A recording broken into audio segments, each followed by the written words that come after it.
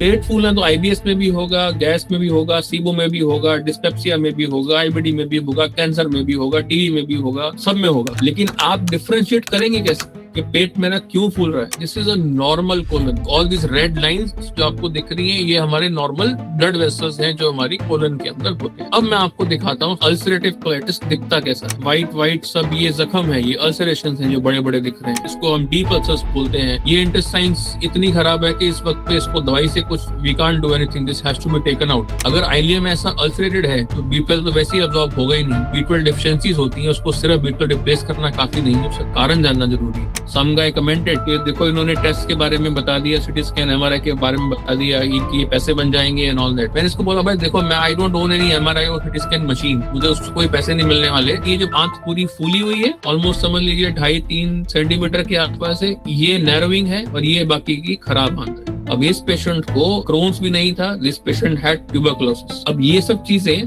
क्या हम पेशेंट के पेट पे हाथ रख के या नब्ज देख के, ये लोग कहते हैं कि पुराने जमाने में नब्ज देख के हमें सब पता लग जाता था, कैसे पता करेंगे? आपने मुझे पहले रिपोर्ट बताई और फिर मेरे को सिम्टम बताया, जबकि होना उल्टा चाहिए। At least I know the root cause now.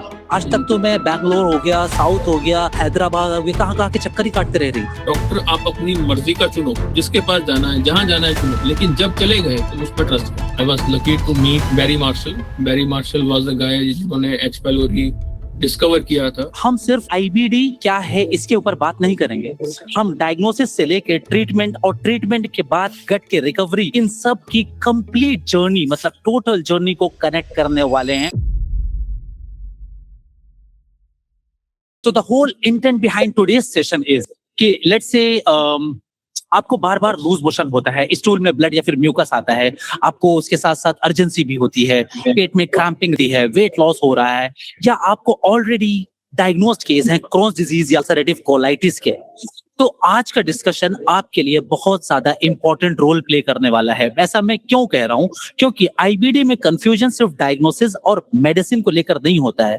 Patient ये भी पूछते हैं क्या ये आईबीएस है या फिर आईबीडी है, because there is a great confusion. And IBD एक बहुत ही बड़ी प्रॉब्लम है, आईबीएस फिर भी मैनेजेबल है ना।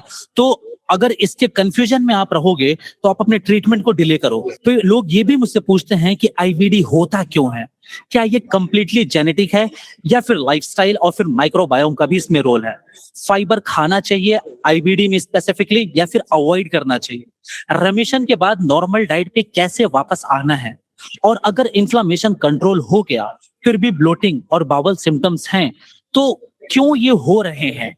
और इन सब क्वेश्चंस को प्रॉपरली अंडरस्टैंड करने के लिए मेरे साथ आज जुड़े हैं doctor Zubin Dev Sharma. He is senior consultant gastroenterologist at Fortis Memorial Research Institute Gurgaon. अगर मैं इनके एकेडमिक्स की बात करूं तो he is MD internal medicine, gold medalist and DNB gastroenterology and hepatology, also let's say we can say gold medalist in those things as well. Sir से मैं primarily, आप ही नहीं मैं भी ये समझना चाहूंगा कि आईबीडी का clinical side, let's say diagnosis हो गया, इन्वेस्टिगेशन हो गया, डिजीज एक्टिविटी हो गई, ट्रीटमेंट और रिमिशन, इसको पूरी चीजों को कैसे स्ट्रेटेजाइज किया जा सकता है? और जहां बात आएगी microbiome, dysbiosis, fibre physiology, fermentation और ट्रीटमेंट के बाद डाइट को ग्रेजुअली रीबिल्ड करने की, वहां मैं भी अपने इनपुट्स एज अ माइक्रोबायोलॉजिस्ट देता रहूंगा।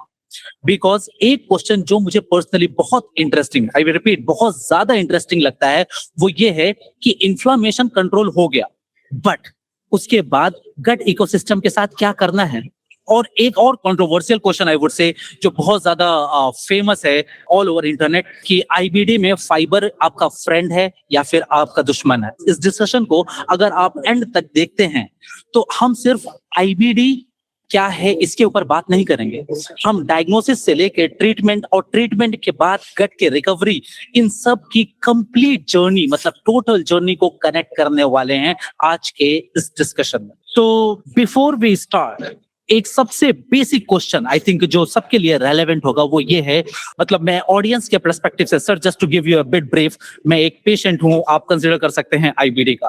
तो आज मैं जो भी क्वेश्चन आपके सामने रखूंगा वो इनके बिहाफ पे रखूंगा, मतलब I wanted to be their voice rather than me talking to you, है ना, जहां पे आई वांटेड कि बिल्कुल लेमैन के पर्सपेक्टिव से हम बात करेंगे। तो अगर मैं इस इंटेंट के साथ इस डिस्कशन को स्टार्ट करना चाहता हूं, तो मेरा सबसे पहला क्वेश्चन यही होगा कि आईबीडी एक्चुअली होता क्या है, और एक नॉर्मल लुकिंग गट में क्रोनिक इन्फ्लामेशन स्टार्ट ही क्यों हो जाती है? मतलब आई नो आईबीडी चलो इन्फ्लामेशन है, लेकिन इन्फ्लामेशन क्यों स्टार्ट हुई? दैट्स अ बहुत एक इम्पोर्टेंट क्वेश्चन है, और आई थिंक ये एक्चुअली क्वेश्चन सारे पेशेंट्स हमको पूछते भी हैं कि सर क्यों हुआ ये, मैं तो हमेशा हेल्दी खाना खाता हूँ, मैं एक्सरसाइज करता हूँ, मैं बाहर नहीं खाता हूँ, why did it happen to me? So देखिए, हमें ये समझना है कि आईबीडी जैसे कि कई सारी क्रोनिक ऑटो इम्यून प्रॉब्लम्स हैं, या बाकी भी डायबिटीज है, हाइपरटेंशन है, ये कोई एक कारण से नहीं होता है। कई सारी फैक्टर्स को एक साथ होना पड़ता है ये चीज को होने के लिए। सबसे पहले आपका एक जेनेटिक प्रीपॉन्सिटी मतलब पोटेंशियल होना चाहिए, आपका कोई जेनेटिक प्रॉब्लम, कोई म्यूटेशन जो आपको ये होने के लिए प्री डिस्पोज करता है। अब इसका मतलब ये नहीं है कि सारे के सारे आईबीडी जितने पेशेंट्स हैं उसमें कोई फैमिली हिस्ट्री होगी, बट जस्ट दैट कि आपका जेनेटिक पोटेंशियल है। उसके ऊपर आता है एनवायरमेंटल ट्रिगर्स, कि कुछ ना कुछ एनवायरमेंटल ट्रिगर्स हैं जो कि येट अनआइडेंटिफाइड है कि किन पेशेंट्स में होगा, किस एनवायरमेंट के अंदर होगा। वो ट्रिगर्स जब आते हैं तो बीमारी एक्चुअली में शुरू होती है। उसके बाद हमारा लाइफस्टाइल है, कुछ एसोसिएशंस हैं, कुछ लिंक्स हैं, जैसे कि बचपन में काफी ज्यादा एंटीबायोटिक का यूज अगर होता है, that has been a very known risk factor कि फ्यूचर लाइफ में जाके आईबीडी आपको हो सकती है। उसके अलावा अगर हम देखें तो कई सारी, अगर आपको कोई और ऑटो इम्यून प्रॉब्लम है, जैसे आपको जॉइंट पेन्स है, एंकलोजिंग स्पॉन्डिलाइटिस है, स्किन प्रॉब्लम्स हैं, सोरियासिस है, इन सब पेशेंट्स में भी आईबीडी साथ में और होता है। सो कोई एक सिंगल रूट कॉज आप नहीं कह सकते कि मुझे ये हुआ इसलिए मुझे आईबीडी हुआ। So it's a multi factorial thing कि आपका जेनेटिक पोटेंशियल भी है, कुछ ना कुछ एनवायरमेंटल ट्रिगर भी है, और कुछ ना कुछ आपकी इम्यूनिटी ओवरड्राइव में गई। अब इम्यूनिटी ओवरड्राइव का मतलब क्या हुआ? इसमें दो इंपॉर्टेंट कॉन्सेप्ट समझने हैं। इम्यूनिटी हमेशा उसके अंदर एक इंपॉर्टेंट फैक्टर होता है जिसको बोलते हैं सेल्फ टॉलरेंस। इम्यूनिटी आपके अपने शरीर को टॉलरेट करती है, उसको आइडेंटिफाई करती है कि ये तो अपना दोस्त है, इसको हमने हार्म नहीं करना है। जब ये सेल्फ टॉलरेंस इम्यूनिटी से हटती है, तब ऑटो इम्यून कंडीशंस चाहे कोई भी हो, एसएलई हो, सोरियासिस हो, आईबीडी हो, वो सामने आने शुरू होते हैं। तो ये जब सेल्फ टॉलरेंस हटता है बॉडी से इम्यूनिटी की जो सेल्स हैं CD8 सेल, CD4 सेल्स का, तब जाके ये आईबीडी होना शुरू होता है। सो अगर हम ये ढूंढे कि कोई एक कारण मिले तो वो नहीं मिलेगा। बच्चों में अगर हम देखें, जो 4 साल या 5 साल के बच्चे होते हैं जिसमें आईबीडी आ जाता है, वो इतने छोटे बच्चे ने अभी कुछ भी नहीं किया, ना कोई लाइफस्टाइल खराब हुआ, ना उसने शराब पी, ना उसने कोई सिगरेट पी, तब भी आईबीडी होता है। क्योंकि क्यों होता है? बिकॉज उसका वो जेनेटिक पोटेंशियल है, इम्यूनिटी खराब हो रही है। वही चीज अगर 50 साल में भी हो सकती है, वहां पे लाइफस्टाइल की चीजें ज्यादा आती है। So it's a multi factorial thing. कोई एक कारण को हम हाईलाइट नहीं कर सकते कि इसके कारण मुझे आईबीडी हुआ। लेट्स से कि आईबीडी में जेनेटिक्स का रोल, लेट्स से हम मान के चलते हैं कि हमें मालूम है। यहाँ पे जो एक क्वेश्चन आता है ना कि जीन्स सडनली तो चेंज नहीं हुए हैं, राइट? तो उससे आइडिया आता है कि लाइफस्टाइल चेंज के साथ आईबीडी केसेस क्यों बढ़ रहे हैं। बिल्कुल। So I think it's a very go ahead sir. So I think that's a very relevant topic that you actually brought in कि जीन्स तो देखो कभी भी ऐसे नहीं कि आज हमारे नए आए हैं या आज हमें कुछ नया खराब हुआ है। ओवर द इयर्स ये एनवायरमेंटल टॉक्सिन, एनवायरमेंटल प्रॉब्लम से हमारे लाइफस्टाइल जिसके अंदर सब चीजें हैं, you can include things like bad lifestyle, alcohol, smoking, things like कि आप स्लीप एडिक्वेट नहीं है, आपका माइक्रोबायोम चेंज हो रहा है, आपकी डाइट में रेड मीट बहुत ज्यादा है। So all of that actually ends up causing more amount of triggers. ये ट्रिगर्स हैं, इसलिए बोलता हूँ कि एनवायरमेंटल ट्रिगर्स आएंगे, सिर्फ जेनेटिक पोटेंशियल होना जरूरी नहीं है। अगर आप देखें, स्टडीज एक्चुअली हुई हैं जो आईबीडी के फैमिली मेंबर्स में, ये एक सर्वे हुआ ये ढूंढने के लिए कि कितनों को आईबीडी आया। अब उनमें 30 तो मोटे मोटे सेम रहेंगे, लेकिन 30% को ही आईबीडी, फैमिली मेंबर्स को साइलेंट आईबीडी पाया गया। तो एनवायरमेंटल ट्रिगर्स हमेशा होते हैं, चाहे वो खाने से हो, एनवायरमेंट से हो, पानी से हो, माइक्रोबायोम से हो या स्ट्रेस से हो। I think just to add here, यही एक पार्ट है जहां माइक्रोबायोलॉजी के पर्सपेक्टिव से मुझे एक चीज बहुत इंटरेस्टिंग लगती है। हम यहाँ पे ये नहीं कह सकते हैं कि कोई एक फूड आईबीडी कॉज करवाता है, राइट? बट डाइट डेफिनेटली एक एनवायरमेंटल मॉडिफायर जरूर हो सकता है। बिल्कुल। एंड हैविंग सेड दैट, मतलब असल सवाल ये होना चाहिए कि पिछले 10-20 सालों में हमने अपने माइक्रोबायोम को क्या फीड किया है। बिकॉज लेट्स से अभी इमर्जिंग एविडेंसेस जितने भी हैं सर, वहां पे ये भी तो है कि डिस्बायोसिस भी एक रीजन हो सकता है for in the development of IBD and whereby एक जो अपने बैक्टीरिया है what we call it C difficile, उसका क्या रोल है सर इसमें? तो माइक्रोबायोम का बहुत एक स्ट्रांग रोल है। डिस्बायोसिस ऑलमोस्ट यूनिवर्सल है आईबीडी पेशेंट्स के अंदर। उसमें एक गट सिग्नेचर की तरह भी आजकल स्टडीज कुछ नई आई हैं व्हिच टेल देम कि there is a very peculiar gut signature of microbiome. तो ये इस प्रकार के बैक्टीरिया ज्यादा पाए जाते हैं। Coming to C diff also, C diff की अगर बात करें तो सी डिफ एक बहुत इंपॉर्टेंट अग्रेसर है। जिन पेशेंट्स को आईबीडी होता है उन पेशेंट्स में सी डिफ होने की संभावना काफी हाई होती है, सी डिफ होने के चांसेस काफी हाई होते हैं। और सी डिफ कोलाइटिस यूजुअली उन पेशेंट्स के अंदर अग्रेसिव होता है। सी डिफ उन लोगों में अगर हम जस्ट नॉन लाइक एसिम्प्टोमेटिक भी चेक करें उनमें ज्यादा पाया भी जाता है। सो सी डिफ एक तरह का मतलब अग्रेसर है जो कि इन पेशेंट्स पे ज्यादा हमला करता है। तो एक क्वेश्चन आता है सर, अंडा आया या पहले चिकन आया? उसी से एक क्वेश्चन ये आता है कि पहले माइक्रोबायोम डिस्टर्ब होता है उसके बाद इन्फ्लेमेशन ट्रिगर होता है, या फिर इन्फ्लेमेशन होने के बाद माइक्रोबायोम डिस्टर्ब होता है? सबसे पहले होता है कि जब आपकी इम्यूनिटी अपने सेल्फ जो टॉलरेंस है वो खोती है, तो सेल्स आके आपके कोलन के या इंटेस्टाइन्स के सेल्स के ऊपर स्टार्ट अटैकिंग। उनके बीच में जो जोनुलेंस होते हैं या कैलरेंस, जो मतलब उन सब लेयर्स को चिपका के रखते हैं, ढंग से उसको पूरा साथ में आके रखते हैं, उसके ऊपर हमला होता है। तो उसके बाद वहां पे डिस्बायोसिस होना शुरू होता है। तो फर्स्ट इन्फ्लेमेशन डेवलप होना शुरू होता है। इन्फ्लेमेशन की प्रेजेंस में उस इंटेस्टाइन की मोटिलिटी जाएगी, वो लीकी होगा, गट से सारे जो टॉक्सिन्स हैं वो बॉडी के अंदर आने शुरू होंगे। जैसे ही टॉक्सिन आने शुरू होंगे माइक्रोबायोटा बदलेगा, बैक्टीरिया का रेशो बदलेगा, एक्स्ट्रा इंटेस्टिनल जॉइंट्स वगैरह की, आईज वगैरह की, स्किन की प्रॉब्लम आनी शुरू होने जाएंगी। So inflammation comes first followed by dysbiosis, और उसके बाद जब पूरा लीकी गट हो जाता है फिर सारा का सारा प्रॉब्लम आनी शुरू हो जाता है, फिर सिम्टम आने शुरू हो जाते हैं। So boss, when you say leaky gut, like you very beautifully said कि zonulin, oculin, ये सारी चीजों का डिसरप्शन होता है। एंड लेमैन के लिए अगर मैं बताऊं तो these are the part of your tight junction, जिससे टाइट जंक्शन बनता है एक सेल से दूसरे सेल के बीच में जो एडियरेंस होती है ताकि चीजें लीक आउट ना करें आपके सिस्टम में, that is build by those proteins. बस आउट ऑफ क्यूरियोसिटी, तो हम क्या कह सकते हैं, क्या फ्यूचर में लीकी गट को इस तरह से हम टेस्ट कर सकते हैं, zonulin लेवल, oculin लेवल? आज की डेट में भी रिसर्च लेवल पे टेस्ट अवेलेबल है जिसके अंदर आप सर्कुलेटिंग टॉक्सिन्स को आइडेंटिफाई कर सकते हैं। इनका जो सिग्नेचर है, ये इनका जो आइडेंटिफिकेशन है वो गट से आ रहा है। सो लॉट ऑफ पेशेंट्स, मतलब नॉट ओनली इनफैक्ट आईबीडी की अगर बात करके के अलावा भी लिवर डिजीज जो होते हैं, जो फुल ब्लोन सिरोसिस है, जिसको पेशेंट को असाइटिस है, पूरा डिकम्पेसेट हुआ है, काफी एडवांस लेवल्स ऑफ लिवर खराब है, उन पेशेंट्स के अंदर भी जो इनका वर्ड बोलते हैं एंडोटॉक्सीमिया, ये अपना खुद का जो माइक्रोबायोम है उसके टॉक्सिन्स आपकी गट से लीक होकर पूरी बॉडी में सर्कुलेट कर रहे हैं। रिसर्च लेवल पे इसको आज भी आइडेंटिफाई कर सकते हैं। कमर्शियल लेवल पे इतना यूज नहीं है बिकॉज उसका क्लिनिकल यूज नहीं है, उससे हम कोई क्लिनिकल डिसीजन बदलते नहीं है। इवेंचुअली अगर ऐसा कुछ आगे आए जिससे हमारा ट्रीटमेंट बदलता हो, डेफिनेटली ये कमर्शियली भी अवेलेबल हो जाएंगे। किसी के पीछे भी अगर आइमिया लगा है, that means inside the blood and endotoxin are being produced by the bacteria, am I right? So those endotoxins are gonna circulate into your blood and that came because of your leaky gut kind of thing, जहां पे आपके ये tight junctions कमजोर हुए हैं जिसकी वजह से वो आ पा रहा है। नॉर्मल इंसान में ये नहीं हो पाता, इसीलिए हर इंसान के अंदर लीकी गट नहीं होता है, am I right? राइट। सो इसका बिल्कुल आई थिंक सिंपलेस्ट एग्जांपल बताता हूँ। जैसे कि एक बच्चे के सेल, जब बच्चा पेट के अंदर होता है वो अपनी मदर के ब्लड में सर्कुलेट कर रहा होता है, वैसे ही हमारे बॉडी में जो हमारा माइक्रोबायोटा है, जो million and billions of cells हैं, वो नॉर्मल आदमी में गट तक सीमित है, गट से बाहर नहीं आते। जैसे ही वो लीकी गट होना शुरू होता है, उसके प्रोड्यूस हुए टॉक्सिन हमारे ब्लड के अंदर सर्कुलेट करते हैं और डिजीज क्रिएट करते हैं। उनको अभी रिसर्च लेवल पे तो हम आइडेंटिफाई कर ही सकते हैं, बाद में कमर्शियली उसी को हम एंडोटॉक्सीमिया बोलते हैं। आई थिंक बॉस, अगर हम यहाँ पे सिर्फ प्रॉब्लम्स की बात करें तो people are also gonna look for the solutions also. तो वहां पे अगर मैं एक सॉल्यूशन यहाँ पे ऐड करूं तो अभी कई सारे इमर्जिंग आर्टिकल्स हैं, दे से कि ब्यूटरेट प्रोड्यूसिंग बैक्टीरिया को अगर बढ़ाया जाए तो आपके शॉर्ट चेन फैटी एसिड बढ़ेंगे। शॉर्ट चेन फैटी एसिड अगर बढ़ेगा तो आपकी गट की जो म्यूकस लाइनिंग है वो मजबूत होगी, जिसकी वजह से लीकी गट में इंप्रूवमेंट देखा जा सकता है।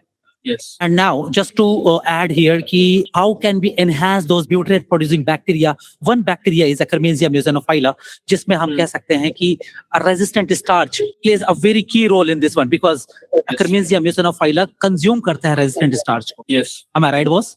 Yes, absolutely. So इन सबको हम एज अ फैमिली बोलते हैं कि प्रीबायोटिक्स है. एक तो हो गया ना प्रोबायोटिक, हम नाम याद रखते हैं. प्रोबायोटिक मतलब हमारे सारे जो बैक्टीरिया, जो अच्छे बैक्टीरिया हम देना चाहते हैं, सैक्रोमाइसिस है, लैक्टोबैसिलस है, ऑल दोस थिंग्स.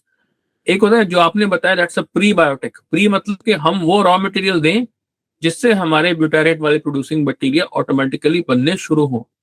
अब वो रॉ मटेरियल खाने की फॉर्म में भी हो सकता है. अगर खाने में नहीं है, you have obviously have to take in those by medicines or by supplements to increase. So prebiotics is a very well known family of even drugs and food which can help enhance या increase हमारे bacteria जो कि हमें चाहिए in all disease, चाहे वो IBD हो या IBS हो या कुछ और भी हो. Sir, let's say एक patient है already developed like full-fledged case of IBD. अब उस cases, उन cases में फाइबर का क्या रोल? So देखिए, फाइबर का सिर्फ एक तो एक पूरा कॉन्टेक्स्ट बताने के लिए, सो आईबीडी हमारी प्रोडोमिनेटली दो प्रकार की होती है. One is a Crohn's disease और एक होता है अल्सरेटिव कोलाइटिस. मतलब ब्रॉडली ये दो, और छोटे मोटे और भी हैं बट प्राइमरी ये दो हैं. क्रोन्स डिजीज जो होता है वो पूरी की पूरी गट लाइनिंग माउथ से लेके एनस तक कहीं पर भी इन्वॉल्व कर सकता है. और अल्सरेटिव कोलाइटिस जो है वो सिर्फ और सिर्फ बड़ी आंत या लार्ज बाउल को इन्वॉल्व करता है. फाइबर का प्रॉब्लम दोनों में कुछ कुछ पेक्यूलियर सिचुएशंस में आता है. क्रोन्स कई जगह पर रास्ते तंग करता है, नैरोइंग क्रिएट करता है, स्ट्रिक्चर्स क्रिएट करता है छोटी आंत में. जब भी ये नैरोइंग होकर रास्ता हमारा तंग हो, संकरे रास्ते में जब हम फाइबर ज्यादा लेंगे तो वो पेन क्रिएट करेगा, ब्लोटिंग क्रिएट करेगा. इसलिए उन पेशेंट जिसको स्ट्रिक्चरिंग क्रोन्स है उसको हम बोलते हैं कि आप फाइबर कम रखें डाइट के अंदर, वर्सेस जिसका सिर्फ नॉर्मल क्रोन्स है, स्ट्रिक्चर नहीं है, तंग नहीं है, थोड़े अल्सर्स ही हैं, उसमें हमें फाइबर को बहुत ज्यादा कंट्रोल करने की जरूरत नहीं होती. अल्सरेटिव कोलाइटिस की अगर बात करें, जहां बड़ी आंत के अंदर पूरा अगर डिफ्यूज अल्सरेशंस हैं, उन पेशेंट्स को यूजुअली डायरिया हो रहा होता है, बहुत ज्यादा उसके अंदर ब्लड आ रहा होता है. एक्यूट फेज में हम उनको भी बोलते हैं कि आप फाइबर कम रखें बिकॉज इंटेस्टाइन्स पे लोड कम पड़ेगा, बड़ी आंत पे लोड कम, बिकॉज बड़ी आंत पतली हो जाती है, थिन्ड आउट हो जाती है, उसका फूलने का, उसका फटने का रिस्क रहता है हमेशा. लेकिन अगर नॉर्मल है, कंट्रोल में है, तो फाइबर को हम नॉर्मली ले सकते हैं. बस just to give more clarity, like you said कि आपके पास कुछ पिक्चर्स भी हैं जो आपने रियल टाइम अपने इमेजेस अपने पेशेंट्स के लिए हैं. If you can just show that to the people, थोड़ा सा क्लैरिटी आ जाएगी कि what is structure and all those things. So guys, just to give you a bit more context about fiber and other things. तो fibre भी ना एक single molecule नहीं है. सॉल्युबल फाइबर अलग होता है, इनसॉल्युबल अलग होता है, विस्कस, नॉन विस्कस हो गया, रेस्टेंट स्टार्च हो गया. अब रेस्टेंट स्टार्च में भी कई सारे आते हैं, RS1, RS2, RS3. अब इन सब की ना फिजियोलॉजी अलग है. तो आईबीडी का रियल क्वेश्चन ये नहीं होना चाहिए कि कितना फाइबर, लाइक जैसे अभी डॉक्टर जुबिन ने भी मेंशन किया कि अभी आपकी सीवियरिटी क्या है. You can see your screen now. Can you hear me also? Yes, we can hear you. ये जो आपको इमेज दिख रही है, this is a normal colon. ये बिल्कुल नॉर्मल बड़ी आंत जैसी होती है, उसकी इमेजेस है. ये ऑल दिस रेड लाइंस जो आपको दिख रही है, ये हमारे नॉर्मल ब्लड वेसल्स हैं जो हमारी कोलन के अंदर होते हैं. सो इस इमेज को दिमाग में रखिए, ध्यान में रखिए कि ये नॉर्मल है. अब मैं आपको दिखाता हूँ सबसे पहले कि अल्सरेटिव कोलाइटिस दिखता कैसा है. Have a look here, you see this.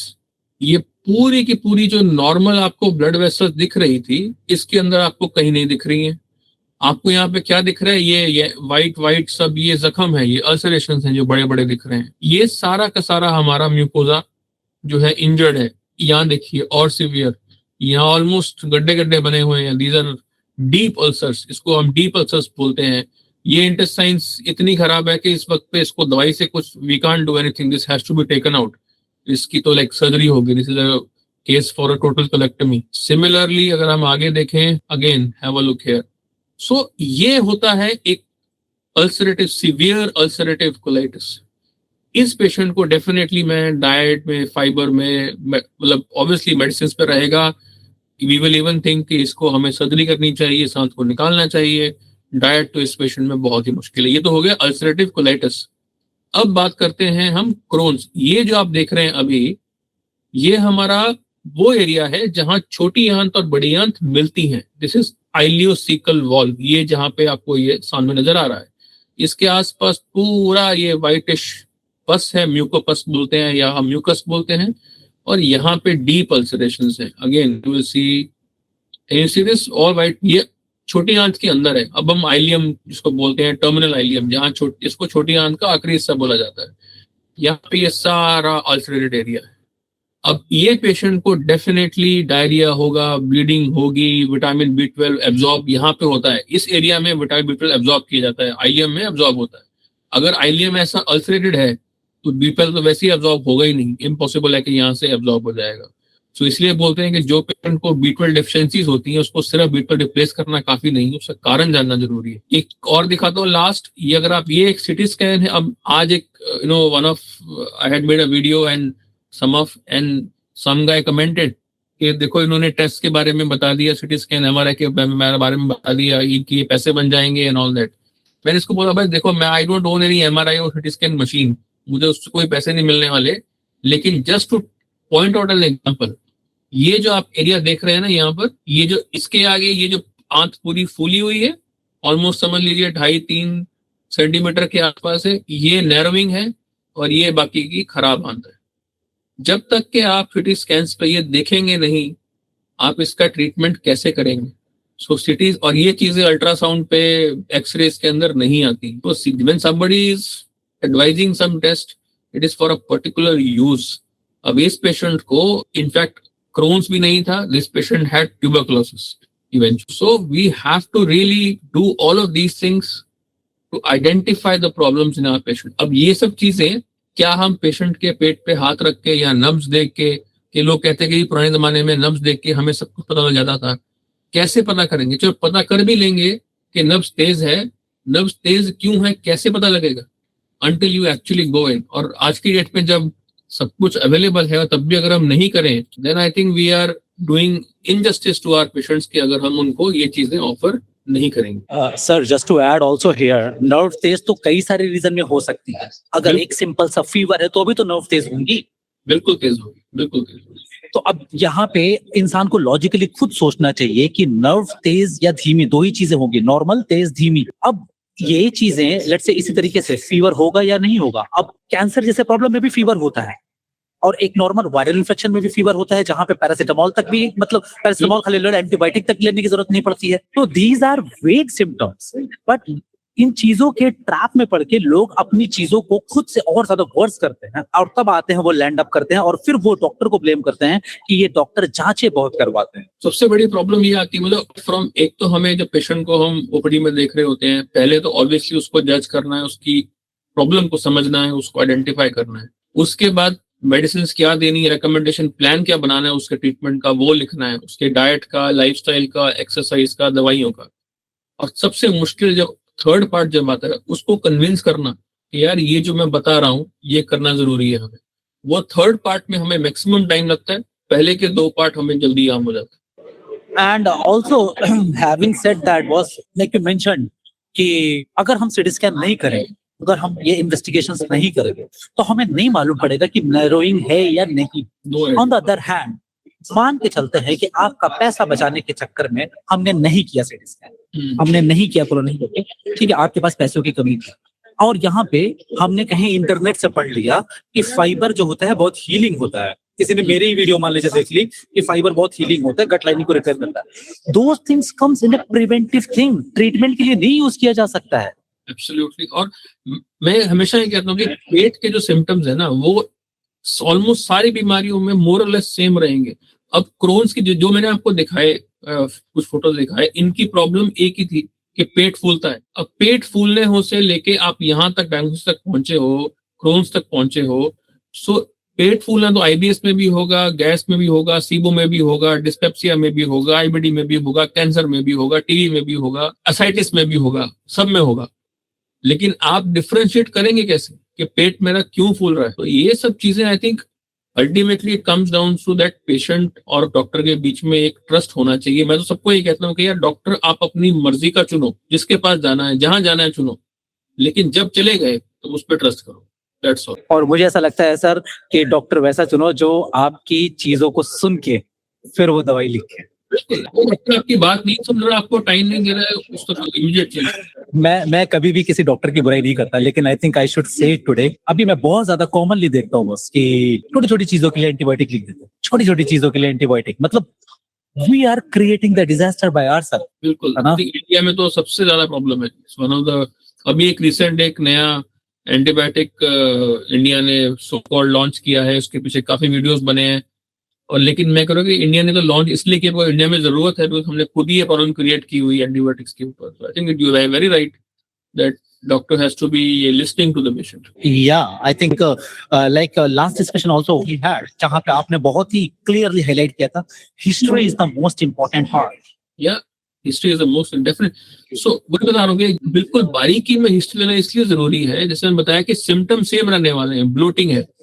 अब मेरा पेशेंट आके, आप जस्ट इमेजिन कीजिए, आप ओपीडी में बैठे हैं, आप पेशेंट से बात कर रहे हैं, पेशेंट कह रहा है डॉक्टर साहब गैस होती है, पेट फूलता है, तो 20 है, ठीक है, नॉर्मल लाइफस्टाइल का इशू होगा, ठीक हो जाएगा।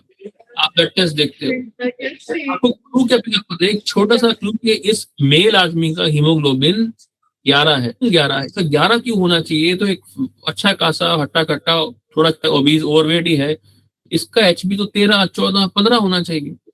वो एक छोटा सा क्लू कि थोड़ा सा पेशेंट को हीमोग्लोबिन 11 है, या पेशेंट को थकावट हो रही है, या पेशेंट के पैर में दर्द हो रही है, या पेशेंट जो कह रहा है कि मेरे को लैट्रिन में कभी कभार साल में 2 बार 1 बार खून आता है, ये छोटा सा क्लू जब तक कि आप टाइम स्पेंड नहीं करेंगे, आप पिकअप नहीं करेंगे और फिर चीजें मिस होती हैं। अगर थोड़ा सा हम ऑडियंस को समझा पाए, I am not at all asking you कि आप मुझे ड्रग्स का नाम बताएं, because this is a public thing जो हम ये वीडियो यूट्यूब पे भी डालेंगे। जस्ट वांटेड कि मैकेनिज्म ऑफ एक्शन के साथ अगर हम बता पाए कि what is the treatment modality of choice at this, मतलब पर्टिकुलर डेट, अभी तक टिल डेट, कि क्या है, कैसे वो काम करता है, so that people can understand, and अगर उसके साइड इफेक्ट होते हैं तो क्या होते हैं, एंड उसको बाद में इंसान कैसे टैकल कर सकता है। I think thank you for that question, ये क्वेश्चन बहुत बहुत जरूरी है। सो अगर हम पिछले 30-40 साल देखें तो आईबीडी में एक प्रकार का रेवोल्यूशन आ चुका है इन टर्म्स ऑफ ट्रीटमेंट। जब मैंने भी जब खुद पढ़ना शुरू किया था, जब मैं रेजिडेंट था, हमारे पास दवाइयां बहुत सीमित थी, स्टेरॉइड्स थे और कुछ कुछ दवाइयां थी जो कि इम्यूनो सप्रेसेंट थे या इम्यून मॉडिफायर्स थे, कि ये आप देते रहो, पेशेंट कंट्रोल में रहता है। ये एक तरीके से ये समझ लीजिए कि कारपेट बॉम्बिंग होता था कि भाई आपने दवाई दी, सब तरह की चीजें हैंडल हो रही है। ओवर द इयर्स क्या हुआ, बायोलॉजिकल्स आने शुरू हो गए। बायोलॉजिकल्स कई प्रकार के आए, कई फैमिलीज के। इस वक्त पे तकरीबन 7 से 9 different types of biologicals. Biologicals are मतलब वो पर्टिकुलर दवाइयां जो कि एक प्रकार से टारगेटेड बॉम्बिंग है, कि भाई हमें पता है कि भाई दुश्मन कहाँ है, किस लिबास में है, तो उसी को जाके हमला करना है। जो हमारे इंडिया ने जो ये वॉर टाइम पे किया था कि भाई सिर्फ टारगेटेड बॉम्बिंग किया था ना, कि उस जाके हमला करना है, एग्जैक्टली सेम काम बायोलॉजिकल्स का है। स्टेरॉइड्स का मतलब है कि सब जगह बम मार दो, और इनका मतलब है कि जहां पे प्रॉब्लम है वहीं जाके हमला करो। सो बायोलॉजिकल्स आने शुरू हो गए। पेशेंट यूजुअली ये सोचते हैं कि बायोलॉजिकल्स ज्यादा स्ट्रांग है, वो स्ट्रांग नहीं है, वो तो उल्टा टारगेट कर रहा है। स्टेरॉइड ज्यादा स्ट्रांग है, तो स्टेरॉइड से शुरू करके हम आजकल टारगेटेड ड्रग्स के ऊपर आ चुके हैं, इसको बायोलॉजिकल्स बोलते हैं। ये इंजेक्शन फॉर्म में भी है, टैबलेट फॉर्म में भी है। अब डिपेंड करता है, यदि आप माइल्ड डिजीज के साथ सफर कर रहे हो, क्रोन्स माइल्ड है, माइल्ड यूसी है, तो बहुत ज्यादा हाई एंड बायोलॉजिकल्स की आपको जरूरत नहीं होती है। सिंपल दवाइयों से भी काम चल जाता है, जो कि दवाइयां सस्ती भी है, जैसे कि कोई 5 वाले जितने सारे कंपाउंड्स हैं, दे आर नॉट एक्सपेंसिव। यदि आपके पास इस प्रकार, जैसे मैंने आपको फोटो दिखाई, इस लेवल की प्रॉब्लम्स हैं, तब डेफिनेटली आपको बायोलॉजिकल्स देने पड़ेंगे। वो बायोलॉजिकल्स अब पहले से मुकाबले हमें भी उसका ज्यादा एक्सपीरियंस है, उसके रेट भी कम हो चुके हैं, उसका रिजल्ट्स भी अच्छे आ रहे हैं। सेकेंड क्वेश्चन ये पूछते हैं कि सर क्या हमको ये लाइफ लॉन्ग खाना है, क्या हम इसको बंद हो सकते हैं? इसके पीछे भी साइंटिफिक डेटा है। एक गाइडलाइंस होती है आईबीडी के, इसको बोलते हैं स्ट्राइड कंसेंसस। स्ट्राइड में क्या बोला गया, वर्ल्ड में जितने भी आईबीडी के एक्सपर्ट्स थे, हमें कुछ अपने इंडिया से भी थे, जिन्होंने ये बोला कि हम क्राइटेरिया डेवलप करेंगे कि अगर आप ये अचीव करता है पेशेंट ये क्राइटेरिया अपने ट्रीटमेंट में, तब दवाइयों को हम बंद कर सकते हैं। उसके अंदर क्या है कि आप क्लिनिकली अच्छे हो गए, आपकी एंडोस्कोपी अच्छी हो गई, आपकी बायोप्सी नॉर्मल हो गई, उन पेशेंट्स में हम 50% में ये दवाइयां बंद भी कर सकते हैं। तो ऐसा नहीं है कि दवाइयां लाइफ लॉन्ग चलने वाली हैं, लेकिन ये किस में बंद हो पाएंगी, किस में नहीं हो पाएंगी, ये टाइम बताएगा। लंबा जरूर चलेगा, 2-3 साल 4 साल का ट्रीटमेंट मान के चलिए, लेकिन क्या लाइफ लॉन्ग है? अगर आपकी किस्मत अच्छी है, बीमारी कंट्रोल में आ रही है, तो शायद लाइफ लॉन्ग नहीं रहेगा। तो आई थिंक ये ओवरऑल एक ब्रॉड ओवरव्यू है फॉर द ट्रीटमेंट है। बाकी डाइट का, एक्सरसाइज का, वो आई थिंक हमने काफी डिस्कस किया भी है, वो एक बड़ा इंपॉर्टेंट रोल प्ले करता है। स्ट्रेस की बात करूं इतनी की, स्ट्रेस एक बहुत बहुत इंपॉर्टेंट प्रेसिपिटेटिंग फैक्टर है आईबीडी पेशेंट्स का। बहुत सारे पेशेंट्स मेरे कहते हैं कि जो मेरे इनफैक्ट कनाडा में हैं, यूके में पेशेंट्स हैं, जो कि ये बोलते हैं कि सर हम जब वहां रहते हैं हमारा आईबीडी फ्लेयर होता है, हम इंडिया आते हैं, अपनी फैमिली में रहते हैं, हम ठीक हो जाते हैं। अब ये सिंपल स्ट्रेस है, ये सिंपल चेंज ऑफ ज्योग्राफी है, चेंज ऑफ वर्क है, वहां का खाना भी और वहां की एनवायरमेंट, वाइस वर्सा भी होता है। कई लोग कहते हैं कि सर इंडिया में प्रॉब्लम आती है, बाहर में ठीक रहता हूँ। सो ये एक स्ट्रेस बहुत इंपॉर्टेंट, अगर हमें स्ट्रेस हैंडलिंग ढंग से नहीं हो पाएगी तो हम डेफिनेटली प्रॉब्लम में रहेंगे। Just one last question boss, let's say रेमिशन हो गया, अब बहुत ज्यादा कॉमन क्वेश्चन ये आता है कि रेमिशन के बाद खाएं क्या, कैसे इसको हम कंट्रोल्ड रखें, यदि क्या स्ट्रैटेजी होनी चाहिए? So see, if you are in remission तो हमारा टारगेट ये है कि आप नॉर्मल डाइट खा पाओ। उसके अंदर भी हमें एक्चुअली, मैंने से नॉर्मल आई डोंट मीन कि आप बाहर जाओ स्ट्रीट फूड हर रोज खाओ। नॉर्मल घर का खाना, हेल्दी खाना, साफ सुथरा खाना डेफिनेटली खाना है। अगर आपको रिपीटेड बार बार कोई इन्फेक्शन होगी तो वो आईबीडी, जो कोई भी आईबीडी हो, अल्सरेटिव हो या क्रोन्स हो, वो फ्लेयर हो सकता है। लेकिन अगर आप घर का साफ सुथरा खाना खाएंगे, फाइबर नॉर्मल रखेंगे, थोड़ा मिल्क अवॉइड कर लेंगे, आप दही, लस्सी, मट्ठा, छाछ ले सकते हैं, फ्रूट्स को ले सकते हैं, तो usually it will remain well controlled. जितना डाइवर्स डाइट हमारा होगा, डाइवर्स का मतलब कि हर प्रकार का फूड मटेरियल उसके अंदर हो, जो कि अगेन प्रीबायोटिक की तरह काम करेगा, हमारा गट माइक्रोबायोम अच्छा रहेगा, उससे फ्लेयर्स हमारे या फिर रेकरेंस के चांसेस कम हो जाते हैं। थिंक कि मिल्क इन्फ्लेमेटरी होता है? So I don't think milk is inflammatory. I think milk will create lactose, intolerance in almost half the people. और जब लैक्टोज इंटॉलरेंस होता है, उन सिम्टम्स को आईबीडी के सिम्टम्स के साथ डिफरेंशिएट करना बड़ा मुश्किल हो जाता है। तो यदि आपको लैक्टोज इंटॉलरेंस नहीं है, आप मिल्क को डाइजेस्ट नॉर्मली कर सकते हो, no problem, milk is not harmful to you. But ये है, हाँ, अगर आप, कई लोग हमारे गांव में लोग लेते हैं, कच्चा दूध पी रहे हैं, डायरेक्ट पी रहे हैं, दैट विल बी हार्मफुल, वो नहीं करना है। बट हाँ, pasteurised milk no problem. I think अगर मैं माइक्रोबायोलॉजी एंड फाइबर के एस्पेक्ट से यहाँ पे एक चीज ऐड करना करूं तो फिर ये होगा कि प्रॉब्लम तब होती है जब इंसान लेट्स से टेम्परेरी रेस्ट्रिक्शन करता है और उस रेस्ट्रिक्शन को फिर वो धीरे धीरे परमानेंट बनाने लगता है, राइट, है ना? तो इन्फ्लेमेशन कंट्रोल होने के बाद गोल आइडियली ये नहीं होना चाहिए कि कल से सब कुछ मैं खाने लगूंगा। बेटर अप्रोच जो एक इंसान का होना चाहिए वो ये होना चाहिए कि असेस करो, फिर ग्रेजुअली इंट्रोड्यूस करो, फिर उस इंट्रोडक्शन के साथ अपने लेट्स से टॉलरेंस को ऑब्जर्व करो एंड प्रोग्रेसिवली डाइवर्सिफिकेशन के ऊपर काम करते रहो। एब्सोल्युटली, आई थिंक आपने बिल्कुल सही बोला। आई थिंक यही एक अप्रोच होनी चाहिए। और इनफैक्ट आईबीडी में क्या, सब चीजों में ही अगर हम देखें तो यही अप्रोच एक्चुअली सूट करती है। आप एक साथ जंप नहीं करेंगे, हाँ, keep on adding things up. अपने आप को इतना रिस्ट्रिक्ट नहीं करना है कि आप न्यूट्रिशनली डिप्लीट हो रहे हो, डिप्लीशन नहीं होना चाहिए। You should be having enough nutrients in your diet और डाइवर्सिफाई को, जितना डाइवर्स खाओगे उतना अच्छा है। बस आईबीडी कंट्रोल है लेकिन फिर भी ब्लोटिंग हो रही है, ऐसा क्यों? Very good question. IBD well control but still bloating. इसके 3 कारण हो सकते हैं प्रेडोमिनेंटली।